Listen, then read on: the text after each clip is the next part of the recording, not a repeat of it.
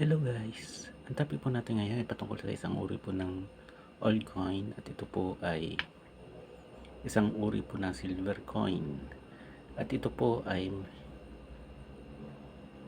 1820 5 lira at ito po ay Kingdom of Sardinia at ito po ay sa Italy at ang bariyang ito na nasa iyong harapan ay tumitimbang po ng 25 gram. Meron po itong diameter na 37 mm at ang vintage value po o yung kabuuan po ng mga kolektor na may hawak ng ganitong uri po ng barya ay 54% kay numista.com at ang bariyang ito ay may year na 1816 hanggang 1820 at ang bariyang ito ay 1820 at mapapansin po ninyo ang itsura po ng bariyang ito. Meron po itong stain ng chemical sapagkat ang bariyang ito ay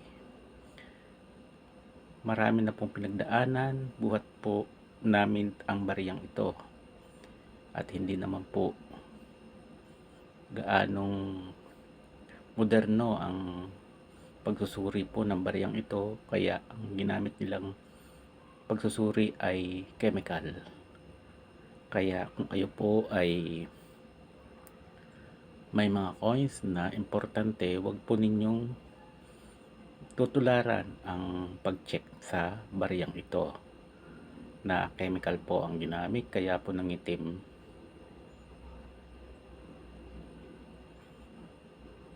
At ito pong bariyang ito ay may price value po na nakatala kay numista na 37,000, pero mas mahal po ito kung ating susuriin sa ngccoin.com, yung nag-grade po ng barya. At ang bariyang ito ay may halaga po na nakatala roon na $300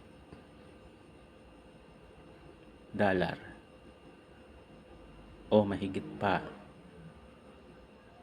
Kaya kung kayo po ay makakakuha ng ganitong uri ng barya, itabi lang po ninyo at gawin ninyong souvenir. Huwag po ninyong papatakan ng chemical sapagkat meron na po tayong mga impormasyon na makukuha po sa internet gaya po ng numista.com. Doon po tayo kumukuha ng impormasyon regarding po sa mga bariyang ating kinokolek. Hanggang dito na lang po at salamat po sa inyong panonood. God bless.